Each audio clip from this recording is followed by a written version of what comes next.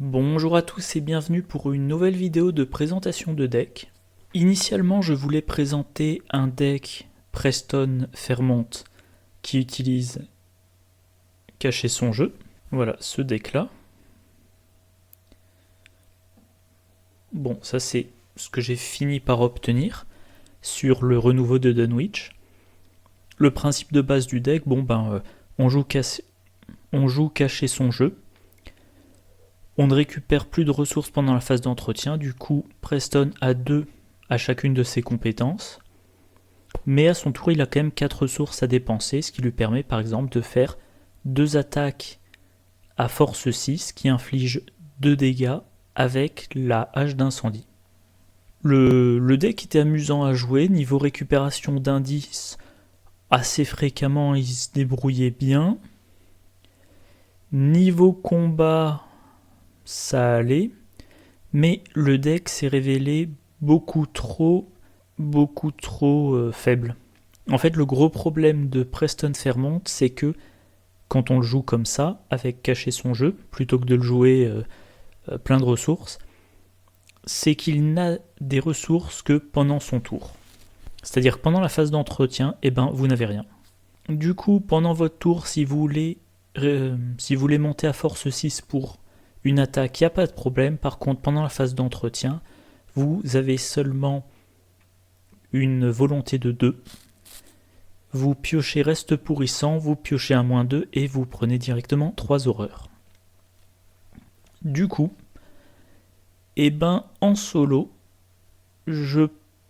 alors je dis pas que c'est pas viable, je suis sûr qu'il y a des gens qui ont réussi à faire des decks efficaces, mais moi je dirais qu'à la louche, sur le début de la campagne, il est efficace une fois sur 2, et sur la fin de la campagne, de moins en moins.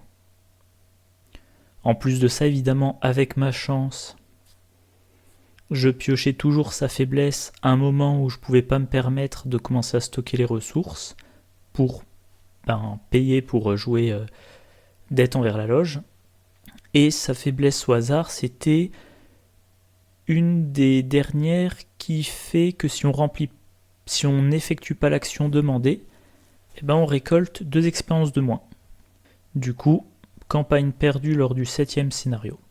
Alors il est possible, quand j'aurai le temps, que j'aurai essayé Preston Fairmont, mais ce coup-ci en duo, toujours Preston Fairmont avec Cacher son jeu, mais que je le spécialise. Donc je pense que je le spécialiserai en enquête, avec donc le journal, la lampe torche, avec regarder ce que j'ai trouvé, faire avec les moyens du bord, la carte découverte, bon je me souviens jamais comment elle s'appelle, la carte myriade de la dernière boîte, etc. etc. Et histoire de faire original, j'utiliserai peut-être Daisy comme combattante. On verra. Bref, passons maintenant à l'objet de cette vidéo. Évidemment, j'ai un mauvais cadrage. L'objet de cette vidéo, un duo Mark Harrigan plus Daisy Walker. Alors, c'est un duo que j'ai déjà joué il y a un certain temps. Je l'avais joué de mémoire sur Carcosa. Là, je vais le jouer sur le renouveau de Carcosa. Et dans cette vidéo, je vais vous présenter les 2 decks. Et comme d'habitude, leurs 2 améliorations.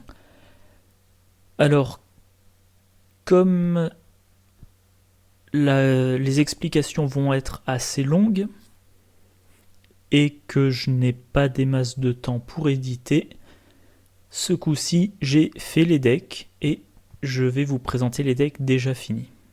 Alors déjà, pourquoi j'ai choisi ce duo ? J'adore Mark Harrigan. Et là, j'avais envie de le jouer au tir, avec essentiellement des armes de tir.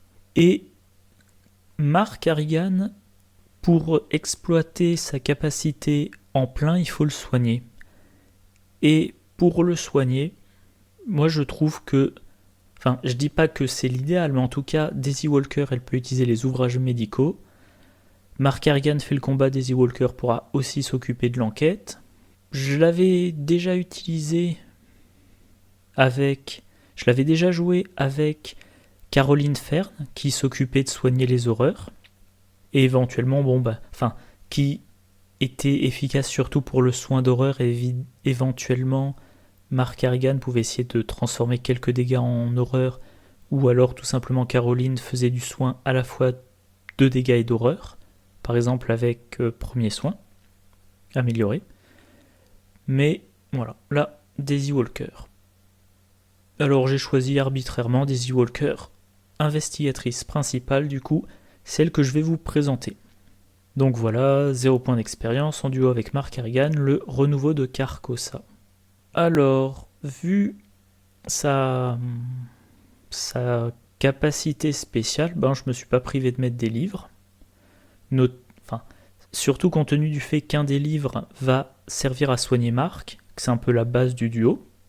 J'ai pas poussé à fond, j'ai même pas poussé du tout l'utilisation des cartes secrets. Donc je pense que c'est un deck c'est un deck assez standard, qui est pas très typé. Alors concrètement, en soutien, qu'est-ce que j'ai mis ? J'ai mis les glyphes archaïques. Alors non identifiés, bon.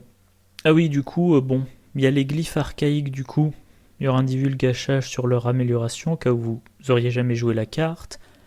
Et par contre, je vais pas entrer dans les détails sur pourquoi certaines cartes me semblent utiles dans Carcosa. J'évoquerai juste que, je trouve ça intéressant dans cette campagne. Donc, glyphes archaïques, c'est un livre, c'est plus facile pour Daisy de les identifier, vu que certaines actions qu'elle effectuera pour mettre des ressources sur les glyphes ne lui coûteront pas d'action.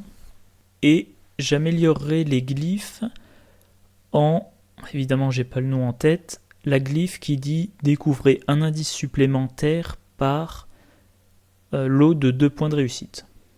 Voilà, pour trouver les indices vite, vu qu'on est en duo. Du coup, sur un lieu, il y aura généralement 2 ou 4 indices. Enfin, de 2 à 4 indices. Et peut-être 6 indices sur le dernier lieu à vider d'un scénario. Bon, le Necronomicon, sa faiblesse. Loop, le grand classique, pour booster l'enquête. Ouvrages médicaux, moi je l'avais dit, pour soigner Mark Harrigan. Réussir un test d'intelligence 2, ça devrait pas être trop compliqué, elle part à 5 de base. Je joue en standard. Donc, si elle a simplement les ouvrages médicaux en jeu, ça veut dire qu'il ne faut pas qu'elle pioche le -4 ou l'échec automatique. Plus tard dans la campagne, peut-être que... Je connais pas par cœur les jetons qui se rajoutent, mais il y aura peut-être aussi un -5 ou un -X avec X égale à 5. En début de campagne, ça se réussit facilement ces tests. Donc on soigne Mark Harrigan. Dans le pire des cas, on rate, on inflige un dégât à Mark Harrigan et il pioche une carte. Évidemment, ça peut aussi servir à soigner Daisy, si on n'est pas trop pressé par le temps. Parchemin des secrets, alors au niveau 0, c'est pas dingue. Regardez la carte du dessous de n'importe quel deck investigateur ou du deck rencontre, soit le défausser, soit l'ajouter à la main du propriétaire, soit le mettre sous le deck, soit sur le deck. Mais c'est pour l'amélioration. Alors à noter que dernièrement, j'ai manqué de chance sur les faiblesses incluses dans mes decks, et plus d'une fois je me suis retrouvé avec la série de faiblesses condamné, destin inéluctable, et je sais plus laquelle est la troisième. Et quand on passe d'une carte à l'autre, on la met sous le deck, le parchemin des secrets vous permet de la virer de sous le deck à votre défausse. En plus de ça, elle est en duo avec Mark Harrigan. Et la faiblesse de Mark Harrigan, c'est typiquement celle que je veux piocher dès le départ. Début de scénario, Mark Harrigan n'est pas blessé, il pioche sa faiblesse, il a 0 point de dégâts, il se prend 0 horreur, la faiblesse est défaussée, et le problème est réglé. On n'a plus à stresser, on peut accepter de se prendre 1 horreur, 2 horreurs, on monte sans crainte à 4 jetons de dégâts sur Mark pour un combat un petit peu difficile en se disant si tout se passe bien au prochain round, Daisy elle dépense 1 ou 2 actions pour soigner Mark. Voilà. Alors ça utilise des secrets, mais encore une fois, c'est pas... j'ai pas essayé de faire le fameux deck Daisy et ses secrets dont je parle depuis longtemps. Alors tenue élégante parce que c'est la campagne de Carcosa. Documentaliste, tout simplement parce que il y a 6 livres, que je vérifie, livres,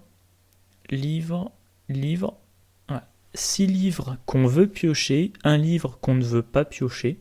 Bon voilà, pas grand chose à dire de plus. Donc on le met en jeu, alors à voir selon la situation de jeu à ce moment-là. Si Mark Harrigan est déjà blessé, on va chercher les ouvrages médicaux. Si on pense qu'il est temps de traduire les glyphes, on va chercher les glyphes pour s'assurer de les traduire et pas les garder dans son deck trop longtemps, non traduites parce que ça sert franchement à rien. Si on a une carte à faire remonter ou une carte au contraire à défausser dans un deck, le parchemin des secrets. Bon, le docteur Milan Christopher, pas grand chose à en dire, il fera gagner des ressources, le +1 en intelligence, ça rend plus probable la réussite des tests avec ouvrages médicaux, parce que là si on passe à 6 d'intelligence, on ne rate plus que sur l'échec automatique. Et voilà, alors le fourre-tout de Daisy, on l'inclut, c'est pratique. Si tout se passe bien, on pourrait avoir un exemplaire de chaque livre en jeu, vu qu'on a... Pardon, pas un exemplaire de chaque livre, un exemplaire de chaque soutien. La loupe dans une main, un livre dans l'autre, et grâce au fourre-tout, les 3e et 4e livres. Si on pioche le Necronomicon, on défausse un des 4 soutiens. Dès qu'on s'est débarrassé du Necronomicon, on peut reposer le soutien qui nous manque. Travail de terrain... moi j'inclus ça dans quasiment tous mes decks de chercheurs. Vous entrez dans un lieu, il y a un indice, vous gagnez +2 à votre prochain test de compétence. Si il n'y a pas d'ennemis dans le lieu, votre prochain test de compétence, a priori, ça va être une enquête. S'il y a un ennemi dans le lieu, ça vous permet d'avoir 4 d'agilité pour essayer une évasion. C'est pas génial, mais on ne sait jamais s'il y a un ennemi avec 1 d'évasion, ça se tente, mais c'est idéalement pour enquêter. Vous entrez dans le lieu, la première enquête, grâce au bonus de travail de terrain, vous n'avez pas à la booster autrement. Événement. Creusez trop profondément. Le deck amélioré, enfin les deux, que ça soit pour Daisy ou pour Mark, je suis parti sur un total de 35 points d'expérience à gagner. C'est pas mal. Si la campagne se passe bien, si la campagne se déroule bien, c'est complètement faisable. Si ça se passe mal, j'y arriverai pas. Creuser trop profondément, c'est pour aider. Alors déjà, aider à atteindre le total et aussi accélérer un petit peu le départ.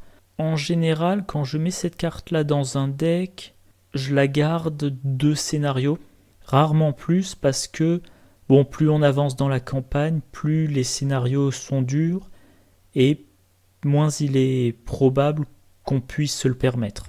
Alors évidemment, creuser trop profondément, il faut bien choisir le moment où on le joue. L'idéal, c'est dans un scénario dans lequel il y a une possibilité d'abandon. Par exemple, on a un lieu de départ, on a un lieu de départ, on va de lieu en lieu, on enquête, on récupère les indices, on avance dans l'acte. Le dernier acte dit le lieu de départ gagne abandon. Action, abandon. Donc, on revient à son lieu de départ. Nouvelle phase d'investigation, Mark Harrigan abandonne. Voilà. Ensuite, c'est le tour de Daisy. Elle joue creuser trop profondément. Elle pioche une carte rencontre. Mark est hors jeu, il a déjà abandonné, du coup il n'en pioche pas. Ensuite, Daisy joue son autre creuser trop profondément. Même chose, 3e action, elle abandonne. Et évidemment, prend toujours des risques. Si elle tombe sur une traîtrise qui lui inflige des dégâts ou des horreurs, elle peut être vaincue. Par contre, si elle génère un ennemi, comme l'abandon ne provoque pas d'attaque d'opportunité, c'est pas forcément trop gênant. Évidemment, il y en a 2 dans le deck, mais c'est assez improbable qu'on puisse jouer les 2. Donc voilà, 2 exemplaires dans le deck, je garde sur 2 scénarios. Bon, j'espère en tirer 2 ou 3 points d'expérience. De la fiction à la réalité, un petit événement qui a 2 icônes d'intelligence, mais surtout, à jouer uniquement s'il y a un indice dans votre lieu, placez 2 secrets sur un soutien que vous contrôlez. En début de campagne, le but principal, c'est d'aider à la traduction des glyphes archaïques. Les glyphes archaïques, elles nécessitent 3 secrets, et à chaque fois pour mettre un secret, il faut défausser une carte avec au moins un icône d'intelligence de la main. Donc, si on a de la fiction à la réalité, on utilise une fois l'action, on défausse une carte de sa main, par exemple l'autre copie des glyphes archaïques. Oui. Ah oui, pardon, comme j'ai plus l'habitude d'enregistrer l'écran, là je bouge souvent mon curseur, j'espère que c'est pas trop gênant. Oui, donc je disais, glyphes archaïques, il faut 3 secrets. Avec de la fiction à la réalité, on en met 2 dessus, ça coûte 2 ressources, ça coûte une action, il faut être dans un lieu avec un indice, bon, c'est pas trop contraignant. Et ensuite, on effectue l'action pour mettre le 3e secret. Comme c'est Daisy Walker, cette action ne compte pas dans ces 3, à moins qu'elle ait déjà utilisé cette possibilité-là pour un autre livre. Plus tard, dans la campagne, ça servira notamment pour les parchemins des secrets. Élucider l'affaire, moi j'appelle ça la planque des chercheurs. Ça génère des ressources que vous pouvez partager entre Daisy et Marc. Ça dépend de la valeur occulte du lieu. Donc, à jouer dans un lieu qui a au moins une valeur occulte de 2, ce qui n'est pas trop dur, c'est mieux d'attendre un lieu avec une valeur occulte de 3, et si le lieu a une valeur occulte de 4, c'est vraiment génial. Épouvantable révélation, j'ai pris l'habitude maintenant d'en mettre une copie dans chaque deck chercheur. C'est un peu le on se reverra en enfer des chercheurs. Moi j'appelle ça on se reverra à la bibliothèque. Voilà, découvrir 3 indices dans le lieu, filer les indices à un autre investigateur, ou les poser sur un lieu. Vaincu un traumatisme mental, Daisy Walker elle part quand même avec 9. Elle a de la marge. Et encore une fois, j'ai un scénario de la campagne en tête où ça peut être très intéressant. Alors, dernier événement, raccourci. Choisissez un investigateur dans votre lieu, déplacez cet investigateur dans un lieu connexe. Pareil, je mets ça dans tous mes decks chercheurs. Dans tous mes decks chercheurs, en général, ça finit remplacé par éclaireur. Eh bien, voilà, c'est pour que Daisy se déplace sans dépenser d'action. Ça, que je dise pas de bêtises, ça provoque pas d'attaque d'opportunité vu que c'est pas une action déplacement. Ça peut servir à déplacer Marc Harrigan, ça peut servir, par exemple, Daisy veut aller enquêter dans un lieu connexe, elle joue raccourci sur Marc Harrigan, ça fait entrer Marc dans le lieu, l'ennemi présent dans le lieu engage Marc, Daisy entre dans le lieu, elle enquête. Une fois qu'elle a fini son tour, c'est au tour de Marc Harrigan, et il combat. Sans raccourci, il aurait fallu qu'il joue d'abord, qu'il fasse le combat, puis que Daisy entre, prenne les indices. Selon les circonstances, ça peut être intéressant. Par exemple, si Daisy Walker veut enquêter dans le lieu suivant. Daisy et Marc sont dans le même lieu A, connexe au lieu B, Daisy envoie Marc dans le lieu B, il engage l'ennemi. Daisy peut entrer dans le lieu B, première action, puis elle va dans le lieu C, deuxième action, et là elle a sa 3e action pour enquêter dans le lieu C. Et Marc Harrigan, il a 3 actions, il effectue une action d'attaque, une 2e action d'attaque, s'il lui reste une action, il rejoint Daisy. Enfin bref, carte très classique, compétences, pareil, du classique, déduction, esprit curieux et perception. Or, faiblesse de base, aléatoire comme d'habitude. Alors, ce deck-là, normalement, 5 d'intelligence de base, loupe, Dr Milan Christopher, de la bonne enquête, travail de terrain, ça booste bien l'enquête, déduction, perception aussi. Qu'est-ce qu'il y a à en dire de plus? Ouvrages médicaux. Voilà, l'idée c'est que vraiment Daisy et Marc se déplacent ensemble. À chaque tour, Daisy utilise les ouvrages médicaux. Ce qui veut dire qu'à chaque tour, Marc Harrigan, il peut s'auto-infliger un dégât. Ce qui lui permet d'économiser ses cartes compétences. Alors là, j'ai fait vraiment Daisy Walker, je l'ai faite vraiment 100% enquête, avec juste les ouvrages médicaux et Parchemin des secrets pour le rôle de soutien. J'ai même pas rentré un G1 plan. Donc là par contre, si Mark Harrigan se retrouve vaincu, Daisy, elle ne peut pas combattre. Elle n'a aucune solution de combat. Donc il faut vraiment que Mark arrive à encaisser. Mais à côté de ça, comme elle le soigne, bon, il devrait quand même réussir à encaisser justement. Alors, les graphiques, bon, la répartition des cartes, oui, ça c'est logique. Le coût des cartes, bon, je vais pas faire le calcul, mais ouais, on doit avoir un coût moyen qui se trouve à 1,5. Milan Christopher, il donne des ressources, Élucider l'affaire donne des ressources, ça c'est pas un problème. Les icônes, bien évidemment, essentiellement des icônes d'intelligence. Icônes libres, quelques icônes d'agilité, pas grand chose en volonté, mais elle part avec 3.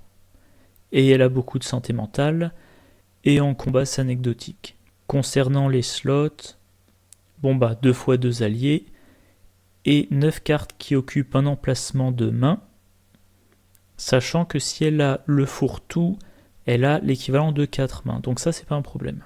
Allez, un peu de simulation de pioche, voilà, une main de 5 cartes, épouvantable révélation, je garde pas. Parchemin des secrets, moi je trouve que la version de niveau 0 elle est quand même assez faible. C'est la version de niveau 3 qui prend tout son intérêt. Donc je garde pas. Raccourci en début de scénario, je pense pas que je sois particulièrement pressé. Et je garde Loop et Milan Christopher. Qu'est-ce que j'ai? Travail de terrain, esprit curieux et de la fiction à la réalité. Donc premier tour, je pose Milan Christopher. Je pose la loupe. Ensuite, je gagne une ressource. Il me reste une 3e action, je sais pas, je vais piocher une carte, tiens, allez hop. Bon, Parchemin des secrets. Phase d'entretien, je gagne ma 2e ressource.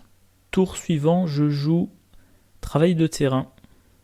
S'il y a des indices dans mon lieu, j'enquête, sinon je me déplace. Et j'enquête, premier test, 5, 6 pour la loupe, 7 pour Milan Christopher, 9 pour travail de terrain.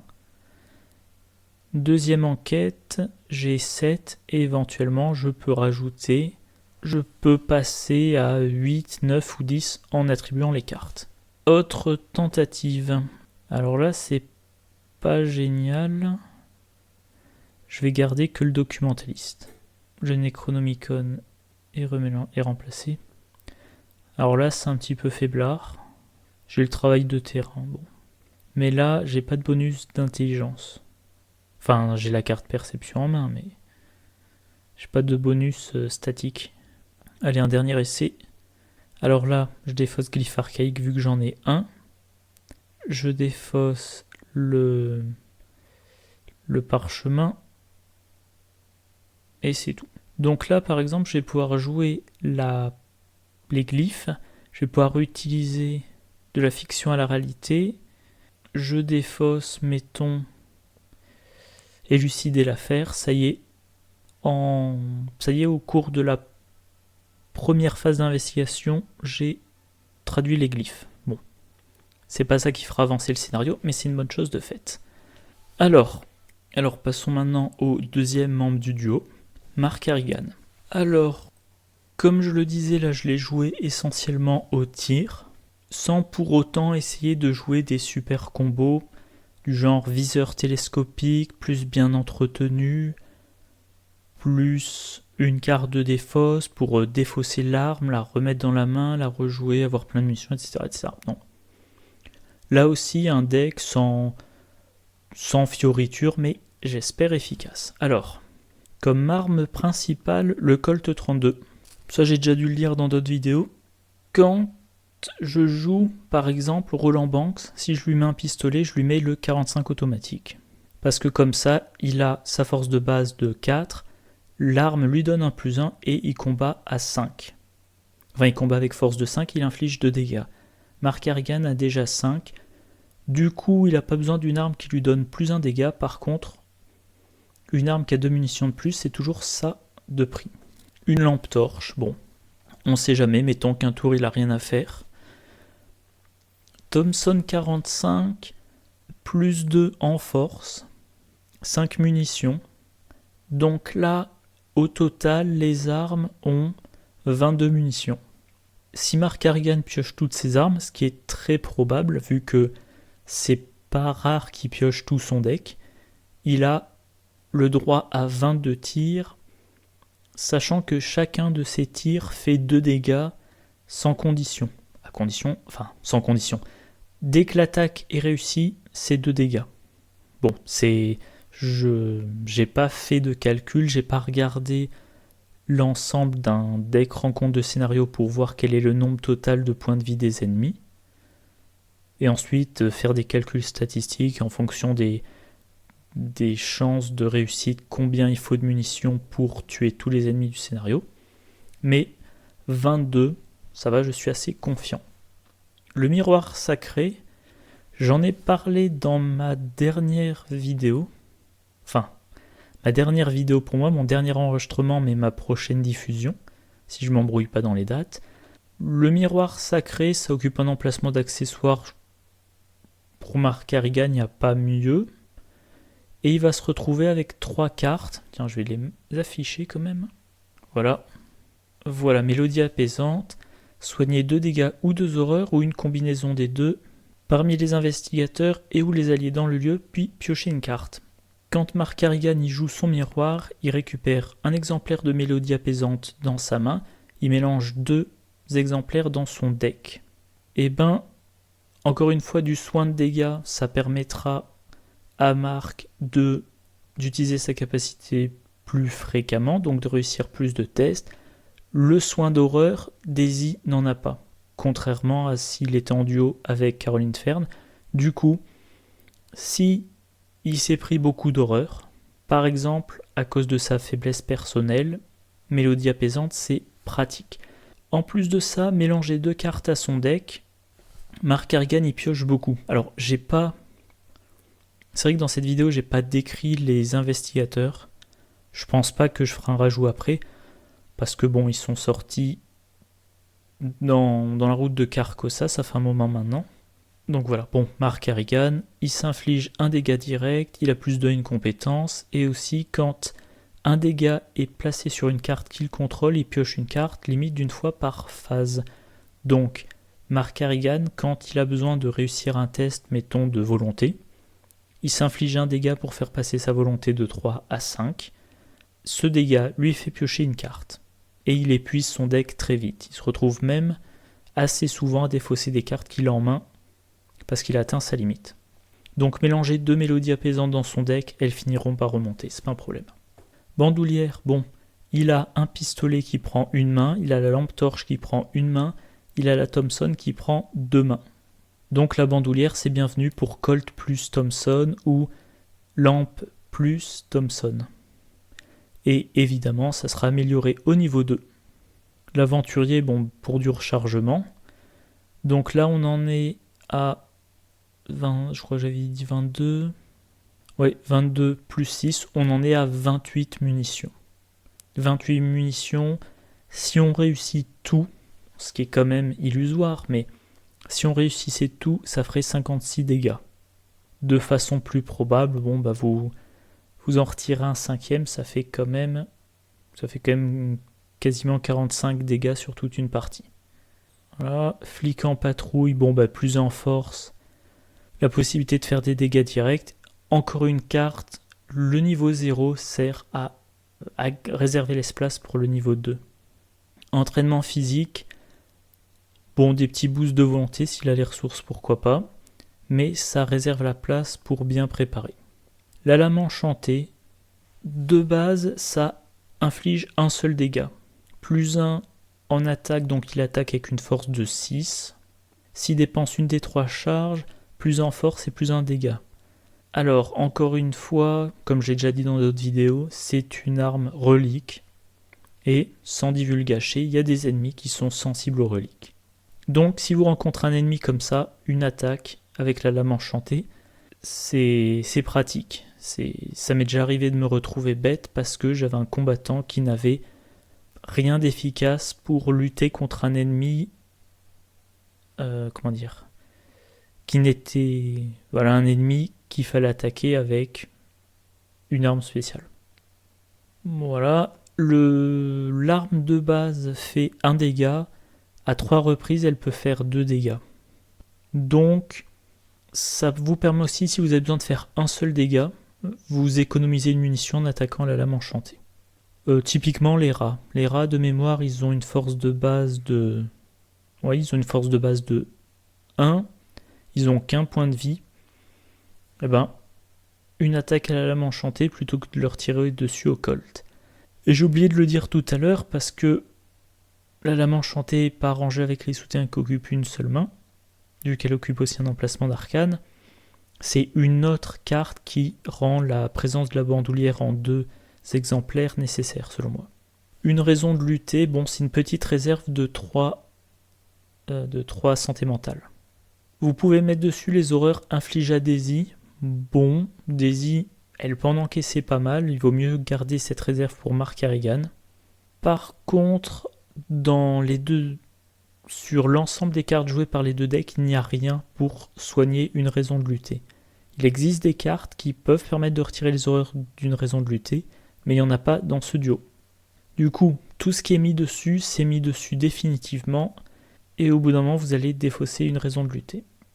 Mais bon, si ça vous permet d'éviter de tuer l'aventurier ou le flic en patrouille, avant qu'il ait été pleinement utilisé, c'est une bonne chose. Événement, on se reverra en enfer, bon. Fin de scénario, il faut que Wendy finisse son enquête, mais il y a beaucoup d'ennemis, Mark Harrigan n'arrivera pas forcément à en venir à bout. Si les ennemis sont pas élites, vous jouez, on se reverra en enfer. Si nécessaire, vous engagez les ennemis du lieu qui sont pas engagés avec vous, vous jouez, on se reverra en enfer, voilà. Les ennemis ne posent plus de problème et Daisy finit tranquillement son enquête. C'est ce qui peut vous permettre de passer de Mark Harrigan vaincu mentalement et Daisy vaincu physiquement et mauvaise résolution à Mark Harrigan vaincu physiquement, Daisy n'est pas vaincu et bonne résolution. Explosion de dynamite, le classique. Indigestion de plomb. Bon, ça, vous dépensez 1 pion munition de plus, mais vous révélez 2 pions KO au lieu d'1, vous en résolvez 1 sur les 2. Mark Harrigan, comme je l'ai dit, a plein de munitions, donc en dépenser pour ça, c'est pas trop un problème. Il a une bonne force, donc il ne devrait pas trop souvent se rater, mais quand même, une petite assurance. Vous attaquez un ennemi puissant qui a riposte. Si vous ratez votre attaque, l'ennemi riposte. Si l'ennemi est massif, il riposte contre tout le monde. Donc Mark Harrigan, il tire avec la Thompson contre un ennemi massif qui a riposte. Bon, il ne faut pas hésiter à utiliser indigestion de plomb, parce que si Daisy est vaincu par la riposte et que pour atteindre une résolution favorable, il vous faut récupérer tous les indices, vous êtes vraiment bien embêté. La planque, bon, rien à dire, se préparer au pire. Il y a dans ce deck 5 armes sur 33 cartes. Voilà. Vous avez 33 cartes, 5 sont des armes. Ça arrive toujours de temps en temps qu'après le mulligan, on n'ait pas d'armes. Qu'après avoir pioché 3 cartes, on n'ait toujours pas d'armes.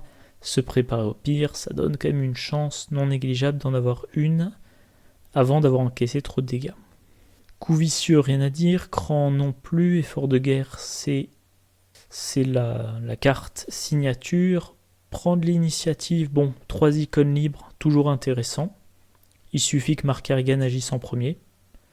Pas difficile à faire. Présence motivante, bon, pour redresser l'aventurier, pour redresser le flic en patrouille de niveau 2. Mettons que vous combattez qu'une Thompson 45, qu'elle n'a plus... Enfin, que je dise pas de bêtises. Voilà. Vous êtes engagé avec un ennemi. Votre Thompson n'a plus de munitions. Vous inclinez l'aventurier, vous mettez une munition sur la Thompson. Vous attaquez avec la Thompson, vous attribuez présence motivante, l'attaque est réussie. Vous redressez l'aventurier, vous l'inclinez, vous remettez une munition sur la Thompson et vous faites votre deuxième attaque, par exemple. Voilà. Alors ce deck-là, du tir, beaucoup de munitions, indigestion de plomb pour fiabiliser les tirs, miroir sacré pour fournir du soin, 2 alliés classiques, une raison de lutter parce que Mark Carrigan il peut vite se prendre beaucoup d'horreur, surtout s'il pioche le traumatisme de guerre.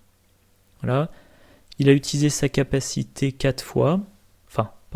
Il a utilisé sa capacité, maintenant il a 4 dégâts sur lui, il pioche traumatisme de guerre, c'est quand même 2 horreurs d'un coup. Et il part avec 5 de santé mentale. Et puis sinon, comme je disais, il n'y a rien de sensationnel, hein. Je n'ai pas mis de carte tactique un petit peu contre-intuitive, j'aurais pu mettre insaisissable. Voilà. Mark Carrigan combat de son côté, il doit aller dans l'autre lieu où se trouve Daisy pour lui venir en aide. Hop, il joue insaisissable pour arriver dans le lieu juste connexe, il se déplace, il engage, il attaque. Voilà. Là, le deck Daisy fait vraiment de l'enquête, le deck Mark Carrigan fait du combat, les deux se déplacent ensemble, ça devrait assez bien se passer. Alors, maintenant les decks améliorés. Comme je le disais, j'ai tablé sur 35 points d'expérience. Bon, ça, on voit pas tout à fait tout dans le cadre. Alors, je vais faire pareil, carte par carte. Le parchemin des secrets, bon, j'améliore le niveau 0 au niveau 3. Là, ça permet de regarder 3 cartes sous un deck. Possibilité d'en défausser une, d'en mettre une dans la main du propriétaire et ce qu'il reste, de le mettre au-dessus ou en dessous. Là, ça va permettre d'augmenter ses chances d'avoir la faiblesse au moment où on est prêt à avoir la faiblesse, augmenter la chance de Mark d'avoir l'arme dont il a besoin en main, augmenter chance de Daisy d'avoir, le livre dont elle a besoin, la carte dont elle a besoin. Et dans certains scénarios, s'il y a une carte du deck de rencontre que vous voulez gérer un moment plutôt qu'un autre, c'est très efficace. Ça utilise des secrets. Bon, j'ai gardé ma carte de la fiction à la réalité pour fournir un peu de recharge. Carte suivante, les glyphes archaïques identifiés, ou traduites plutôt, découvrent un indice supplémentaire dans votre lieu pour chaque groupe de 2 points de réussite. Donc là, c'est tout simplement pour enquêter vite. Vous êtes dans un lieu qui a 2 indices par investigateur, ça fait 4 indices. Daisy Walker, elle a une intelligence de 5, avec la loupe, elle passe à 6, avec Milan Christopher, elle passe à 7. Elle va jouer peut-être perception, c'est un lieu à...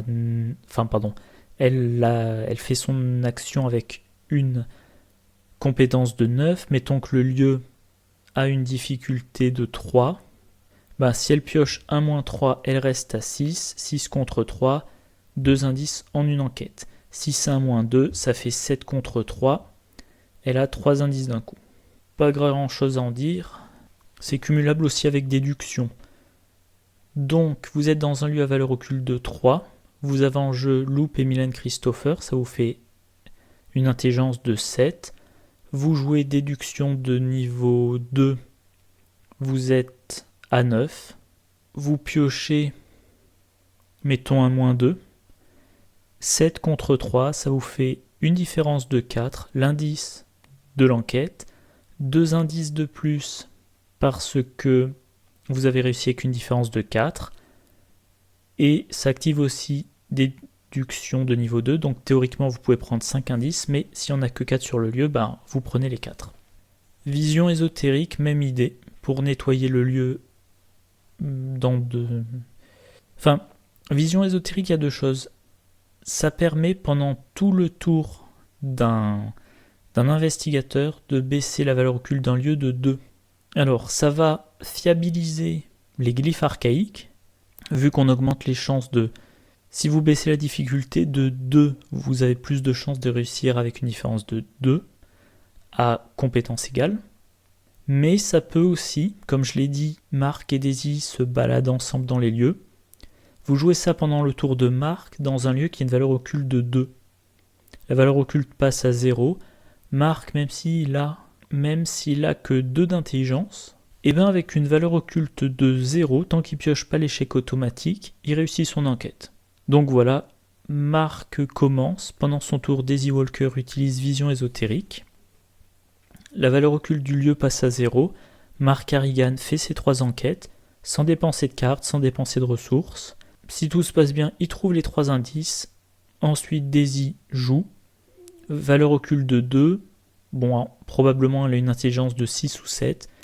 Elle n'attribue rien, elle ne dépense pas de ressources, elle fait son enquête. Vision ésotérique se cumule aussi avec la lampe torche de Marc, pour le cas où vous voulez faire le même effet dans un lieu à valeur occulte de 4, mais avec un nombre assez faible d'indices. Vision ésotérique, vous passez la difficulté à 2. Marc Harrigan, il utilise la lampe torche une fois pour faire passer le temps d'une enquête, la valeur occulte à 0. Il refait la même chose. Bon, documentaliste et Milan Christopher, on garde. Éclaireur, c'est en remplacement de raccourci. Voilà, vous n'êtes pas engagé avec les ennemis, déplacez-vous vers un lieu connexe. Alors, ça ne marche que pour Daisy, il ne faut pas qu'elle soit engagée avec les ennemis, mais c'est de l'économie d'action. Permanent, charisme. Alors j'ai mis charisme, en fait, je suis en train de me dire... Ah pardon, d'abord je vais un peu revenir en arrière. Oui, vision ésotérique, j'en ai mis 2. C'est 4 XP chaque. 2, ça fait beaucoup, mais ça permet vraiment de faire le boulot vite et bien, quoi. Et c'est assez polyvalent parce que ça permet de transformer le tour du combattant en tour d'enquête s'il n'y a pas d'ennemi à combattre. Voilà. Donc je disais, oui, charisme. 3 points d'XP pour avoir simultanément le documentaliste et Milan Christopher en jeu. Maintenant que je revois mon deck, j'hésite un peu parce que le documentaliste, on le met en jeu, on va chercher le bouquin, et ensuite on le laisse en jeu jusqu'au premier dégât ou à la première horreur subie. Il y a le documentaliste en jeu, on subit un dégât, on le met sur le documentaliste, il est vaincu, mais au moins c'est un dégât que Daisy ne s'est pas pris. Étude supérieure, le grand classique. Gros boost de volonté et d'intelligence. La volonté pourrait résister au deck de rencontre. L'intelligence, encore une fois, déjà pour réussir mieux les enquêtes et avec glyphe archaïque, vous dépensez une ressource, vous augmentez votre compétence de base de 2, vous augmentez vos chances de réussir avec une différence de 2 ou plus. Les événements de la fiction à la réalité, on garde. Élucider l'affaire, on a gardé. Épouvantable révélation, on a gardé. Et par contre, la tenue élégante a été remplacée par révéler le point faible de niveau 3. Voilà, effectuer un test d'intelligence avec une difficulté de X, X étant la valeur de combat de l'ennemi. En cas de réussite, considérez la valeur de combat de cet ennemi comme étant 0 lors de la prochaine attaque effectuée contre lui cette phase. Piochez une carte. C'est le tour de Marc Harrigan. Il attaque un ennemi qui est assez coriace. Daisy Walker, elle joue révéler le point faible. Elle booste son test. Elle fait son test avec une compétence d'intelligence, mettons, de 8, contre un ennemi qui va avoir une valeur de combat de 4 ou 5. Elle réussit, la valeur de combat de l'ennemi passe à 0. Et là, Marc Harrigan, il attaque avec, mettons, en fait, peu importe, il attaque avec une de ses armes. Il attribue coup vicieux. Il fait son test. Il pioche pas l'échec automatique, donc l'attaque est réussie et 3 dégâts. Donc un truc à réserver pour le dernier ennemi ou pour un ennemi qui cumule riposte et valeur de combat élevée. Ou éventuellement, si Marc Harrigan n'a pas de quoi assurer ces 3 attaques, révéler le point faible lui assure une première attaque. Deuxième attaque, il utilise son premier exemplaire de coup vicieux. Troisième attaque, il utilise son deuxième exemplaire. Voilà. J'ai l'impression d'avoir perdu un peu le fil de ma phrase, mais bon. Compétence, déduction qui est améliorée. Voilà. Je vais faire un petit résumé ici. Niveau coup. Là on a un coup autour de 2. Encore une fois, c'est pas gênant. Élucider l'affaire plus Milan Christopher. Allez, quelques tests. Alors, vision ésotérique, on le garde. Documentaliste, on le garde, oui. De la fiction à la réalité, on le remplace. Loup, on garde. Dr Milan Christopher, on garde. Un autre de la fiction à la réalité. Donc là, bon, comme je le disais une autre fois comme je le disais tout à l'heure lors d'une des simulations du deck à 0 expérience, on joue Milan Christopher, on joue la loupe, on fait les enquêtes dans son lieu, si tout se passe bien, ça rapporte des ressources, phase d'entretien, une autre ressource. Ensuite, on joue le documentaliste pour aller chercher un livre qui nous intéresse, il aboutit dans la main, on le met en jeu. Autre exemple, les 2 parchemins, éclaireur, les glyphes et épouvantable révélation. Alors, un parchemin, ça suffit. Épouvantable révélation, on n'a pas besoin en début de partie. Révéler le point faible et élucider l'affaire. Ouais. Ça manque de boost d'intelligence en début de partie. Mais bon, on a le parchemin des secrets. On regarde les 3 quarts du dessous du deck de Daisy. Si dedans on voit Loop ou Milan Christopher, on le met dans la main. S'il y a une faiblesse, on met dans des fosses. S'il y a des cartes avec des icônes d'intelligence, on remonte. Voilà, allez. On passe maintenant à Mark Harrigan à 35 points d'expérience. Alors, là, j'ai commencé par remplacer le Colt par le Colt de niveau 2. Moi, je trouve 2 intérêts à cette carte-là. Déjà, pour une ressource, on le renvoie dans la main.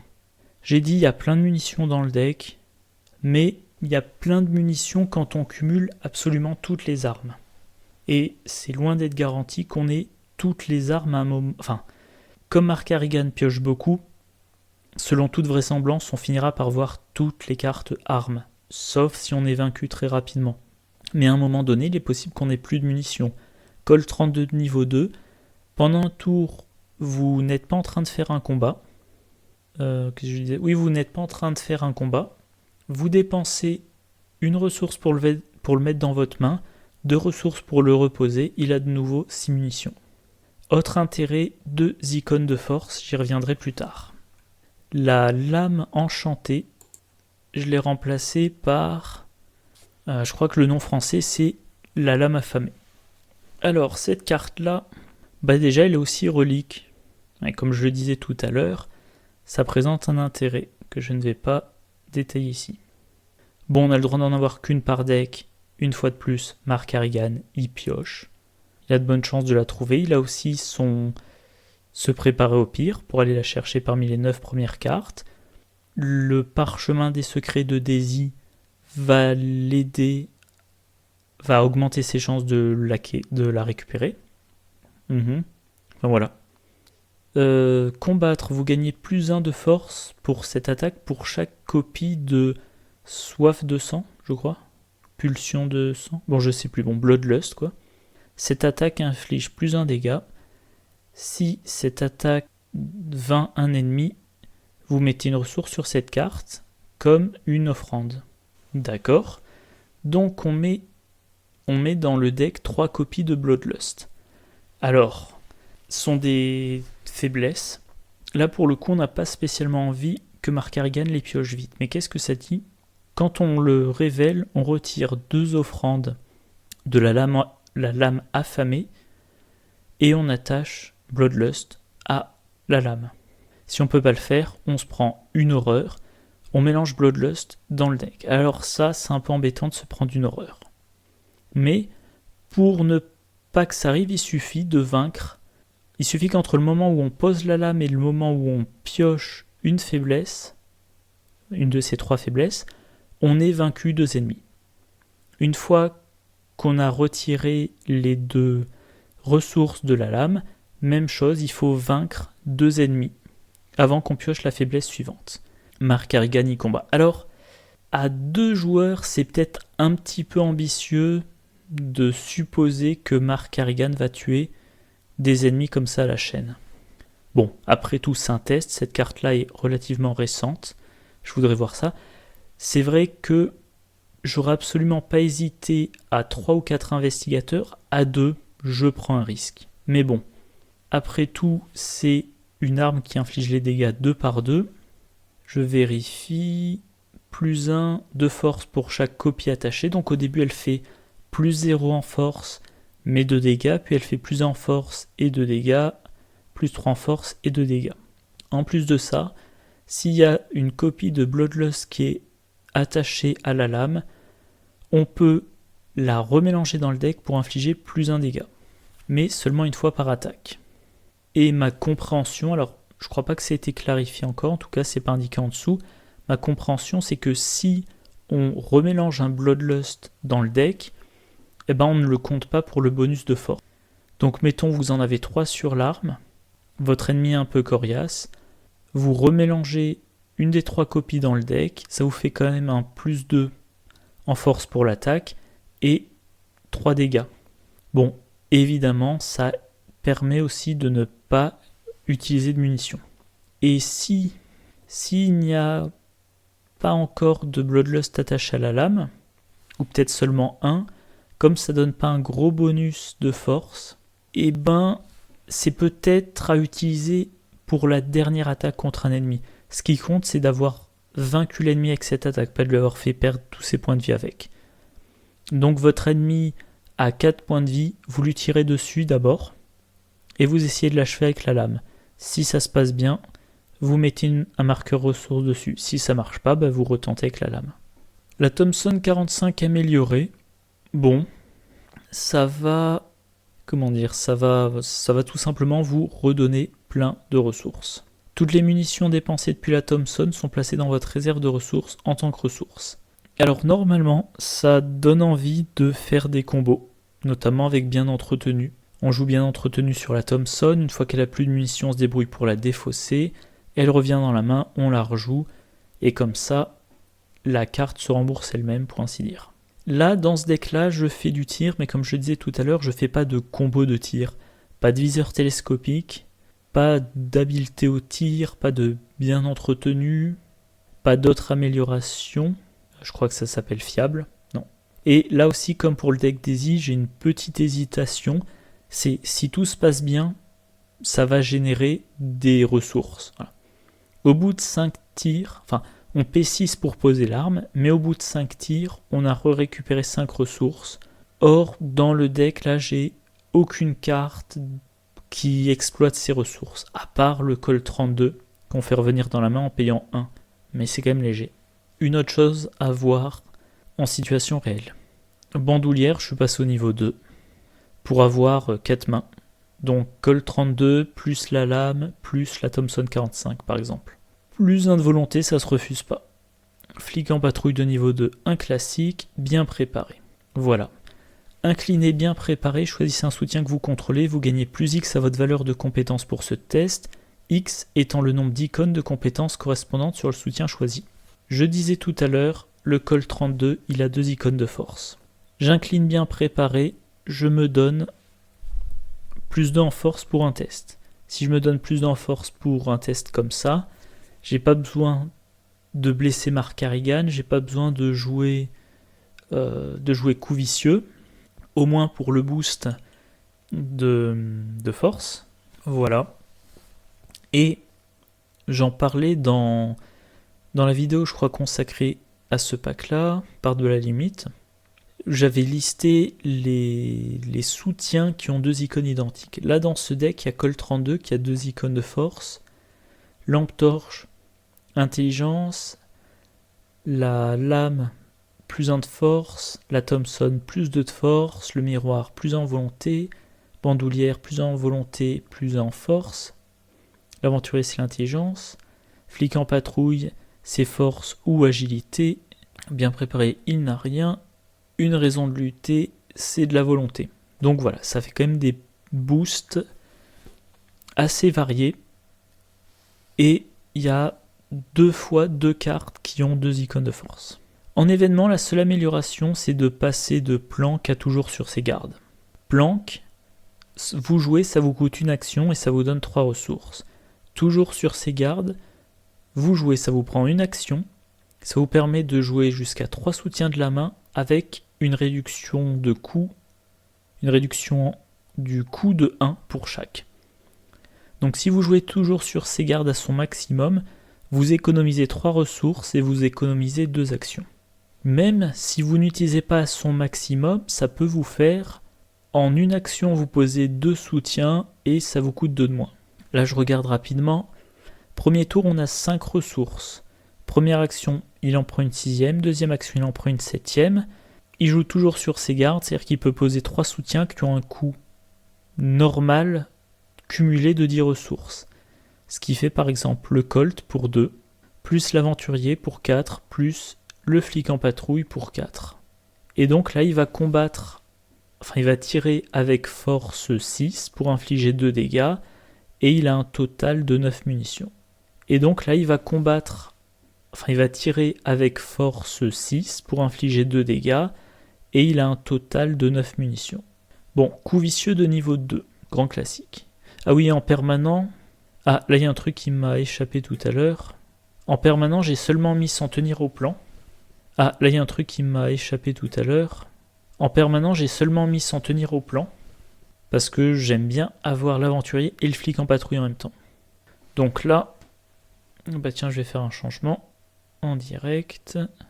J'ai pas pu rentrer un charisme, et ça m'embête. Côté de ça, sans tenir au plan, c'est 6 points d'expérience. Et sans tenir au plan, je vais m'en passer. Allez, je vais faire différemment. Voilà, je remets coup vicieux de niveau 0. Moi, je trouve quand même que charisme, c'est difficile de s'en affranchir. Voilà.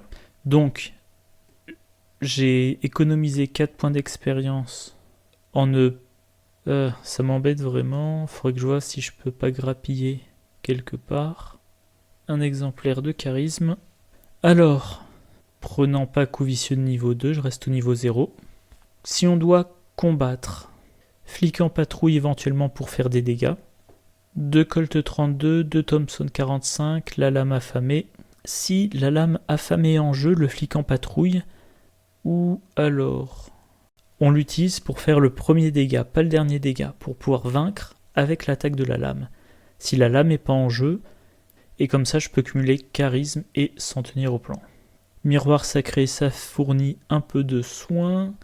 Une raison de lutter, ça permet d'encaisser un petit peu les horreurs. Alors sans s'en tenir au plan, j'ai moins de chance.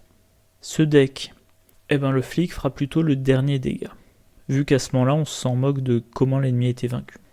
Sur s'en tenir au plan, on a le droit à 3 tactiques ou ravitaillements différents. Ça permet de mettre explosion de dynamite, se préparer au pire pour aller chercher, toujours sur ses gardes pour en jouer plusieurs à la fois.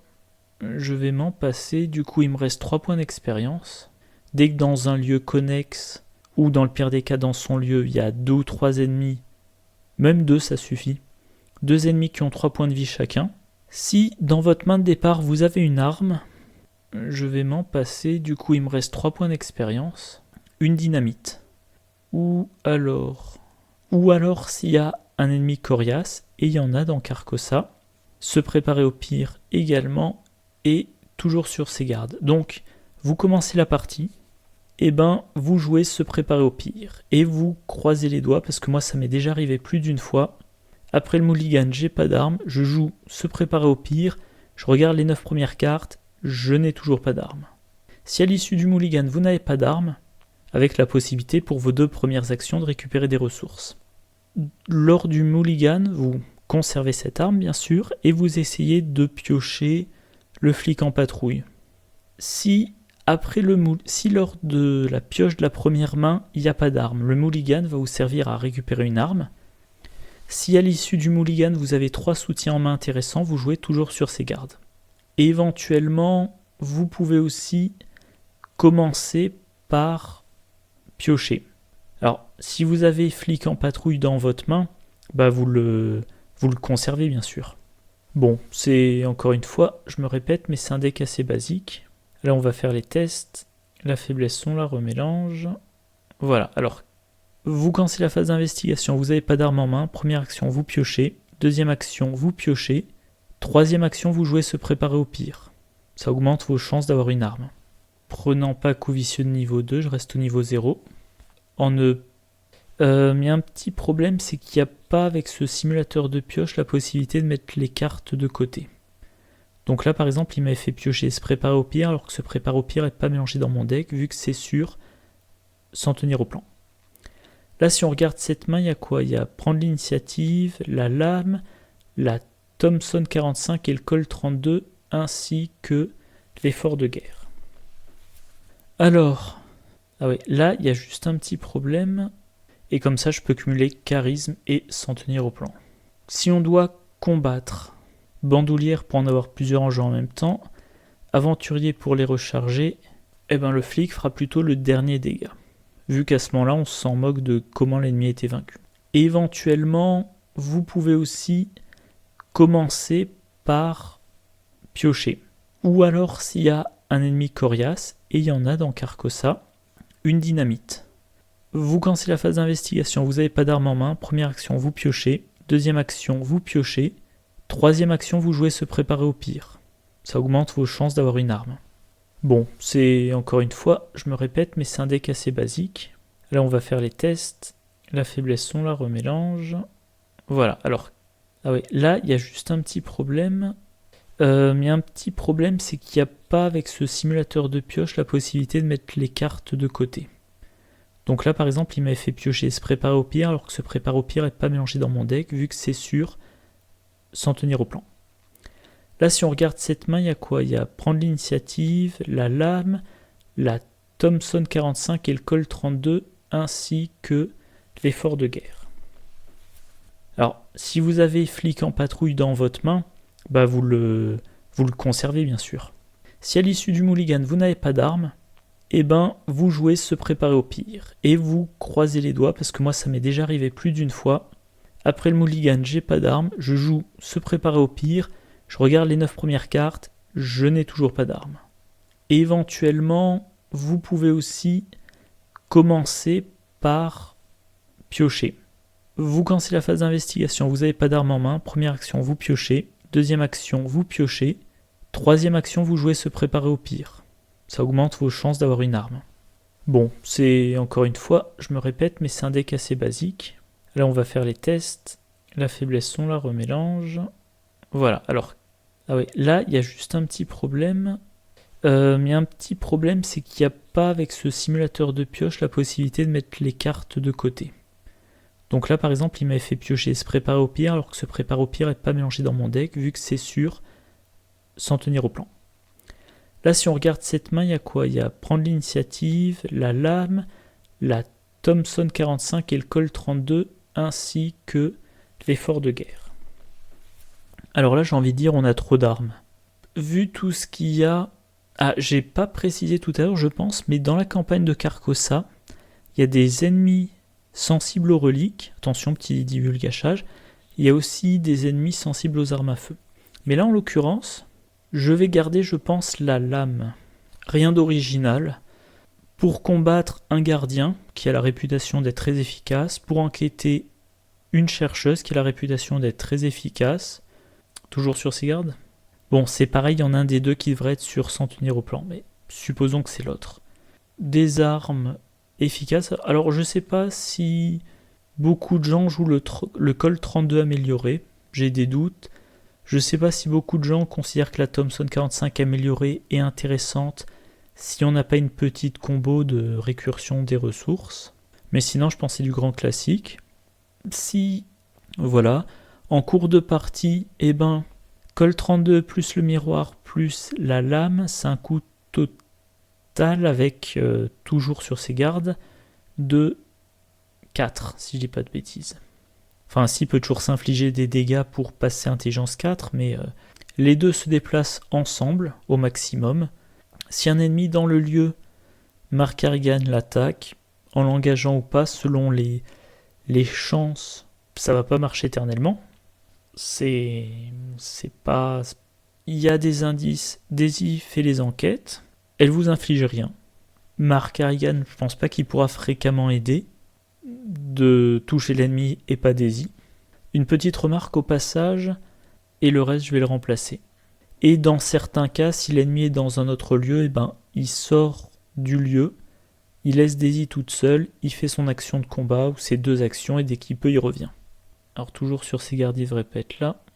Pour indigestion de plomb. Moi je pense qu'on a de quoi faire. Bon allez, j'en suis à plus d'1 heure de vidéo. Alors, le bilan sur le duo, ben rien d'original. Pour combattre un gardien qui a la réputation d'être très efficace, pour enquêter une chercheuse qui a la réputation d'être très efficace, des armes efficaces. Alors je sais pas si Beaucoup de gens jouent le Colt 32 amélioré. J'ai des doutes. Je ne sais pas si beaucoup de gens considèrent que la Thompson 45 améliorée est intéressante si on n'a pas une petite combo de récursion des ressources. Mais sinon, je pense que c'est du grand classique. Voilà. En cours de partie, les deux se déplacent ensemble au maximum. Si il y a des indices, Daisy fait les enquêtes. Mark Harrigan, je pense pas qu'il pourra fréquemment aider.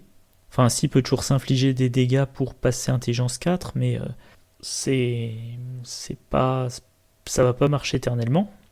Si un ennemi dans le lieu, Mark Harrigan l'attaque, en l'engageant ou pas, selon les chances de toucher l'ennemi et pas Daisy. Et dans certains cas, si l'ennemi est dans un autre lieu, il sort du lieu, il laisse Daisy toute seule, il fait son action de combat ou ses deux actions et dès qu'il peut, il revient. Une petite remarque au passage, comme Mark Harrigan ne combat pas la machette, il n'a pas besoin d'être engagé avec les ennemis. Il a une meilleure force de base que les autres, il a moins de risques de rater son attaque et de toucher Daisy si c'est avec elle qui est engagé l'ennemi qui l'attaque. Et Daisy, normalement, elle a ses ouvrages médicaux. Si elle se prend un tir ami, elle peut se soigner. Bon, voilà, je pense que j'ai tout dit. Moi, j'ai un coup de pompe. La vidéo est bien assez longue. Alors, aujourd'hui, on est le 28 octobre. Je pense que je vais mettre cette vidéo en ligne le 30 octobre. Donc, après-demain, je vais faire ce coup-ci une édition minimale. Je suis désolé, je vais laisser des silences quand je réfléchis. Je vais juste couper les moments où, je me suis levé pour aller chercher un café. Ou alors quand j'ai changé d'écran parce que quelqu'un me parlait sur Skype. Mais sinon, ça sera assez brut de décoffrage. Donc, mercredi 30 octobre, si tout se passe bien, il y a cette vidéo en ligne. Le 6 novembre, il y a Devant le trône noir. Et le 13 novembre, je n'ai toujours rien à mettre sous la main. Avec la sortie de Marvel Champions prévue pour le 8 ou le 15, j'arrive pas à savoir s'il y a une date définitive établie. Je pense quand même que le 13 novembre, je serai en mesure de vous dire, voilà, j'ai lu le livre de règles, enfin le PDF du livre de règles de Marvel Champions en français, le guide de référence, peut-être pas en détail, mais au moins parcourir le guide de référence, et ce que je ferai probablement comme la captation d'écran, le livre d'apprentissage, apprenez ce qu'il vous faut pour votre première partie, ça a l'air super clair. Des bulles, des numéros, plein d'images, donc ça devrait être assez facile à passer à l'écran. Pour le guide de référence, on verra. Ça m'étonnerait que je vous le présente, c'est quand même beaucoup de détails, à moins que je repère un truc très important et pas forcément intuitif. Il y a aussi le risque, comme ces jeux-là, c'est très verbeux, on va dire. Quand vous échouez un test, c'est pas la même chose que après que vous avez échoué un test, par exemple. Donc, je sais pas si rien qu'à la lecture, sans avoir expérimenté, je saisirai les subtilités. Donc, je pense que je ferai une vidéo très basique. Et ensuite, je n'aurai plus de vidéo de déballage à faire. Enfin, je radote un petit peu, mais ensuite je dépendrai des mises à jour de la base de données d'ArkhamDB. Bon voilà, c'est tout pour cette vidéo, j'espère que ça vous a intéressé. La prochaine vidéo de deck, on verra. Soit j'arrive à faire... c'est assez peu probable que j'ai le temps de faire assez de parties d'ici là, mais si j'arrive à faire un Preston Fairmont qui joue cacher son jeu, je ferai la vidéo. Ou sinon, je sais qu'il y a beaucoup de gens qui apprécient Joe Diamond et qui considèrent que c'est le meilleur investigateur pour le solo. Moi, je suis persuadé que son deck Intuition a plus de chances de fournir la bonne carte quand on est à plus d'investigateurs et qu'on révèle plus de lieux simultanément. Par exemple, pour je sais plus comment ça s'appelle, tirer des conclusions. Alors, je vais vérifier. Non, c'est pas élucider l'affaire, mais je crois que c'est dans la même... Non, c'est pas... Ah mince, j'arrive plus à retrouver le nom. Allez, c'est dans le cercle brisé. C'est chercheur. Ça coûte 4. Établir des connexions, voilà. Établir des connexions. Découvrez 2 indices dans un lieu ayant une valeur occulte imprimée inférieure à celle de votre lieu. Si vous jouez en solo, vous entrez dans un lieu, vous trouvez tous les indices, vous pouvez jouer établir des connexions, mais il y a d'indices nulle part ailleurs. Ça vous sert à rien. En duo, l'enquêteur va probablement se balader avec le combattant. Donc pareil, ça risque de pas servir. Par contre, en trio, le polyvalent, il se balade tout seul.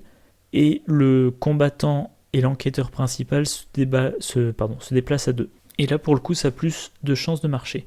Donc voilà, je disais, éventuellement, je ferai une vidéo dans laquelle Joe Diamond sera le 3e investigateur et qui aura un rôle de polyvalent.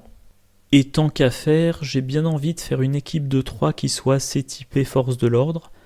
Ce qui veut dire que je pourrais, que je réfléchisse, comme combattant, Roland Banks, ou Tommy Muldoon, mais plutôt Roland Banks, et comme enquêteur, il n'y a aucun, à part Joe Diamond, Joe Diamond qui est détective privé, mais sinon comme enquêteur pur, il n'y a personne qui fasse un peu force, la force de l'ordre,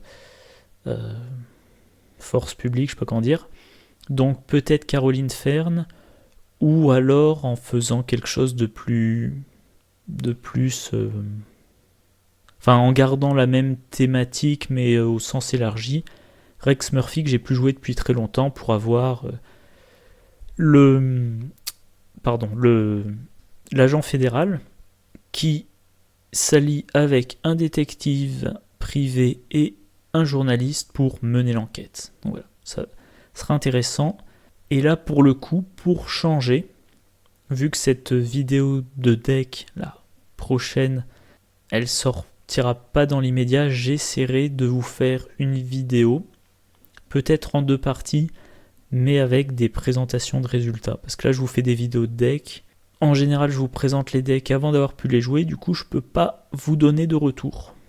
Bon, allez, ce coup-ci, c'est tout pour la vidéo, donc je vous souhaite une bonne journée, de bonnes parties, et je vous dis à la prochaine. Au revoir.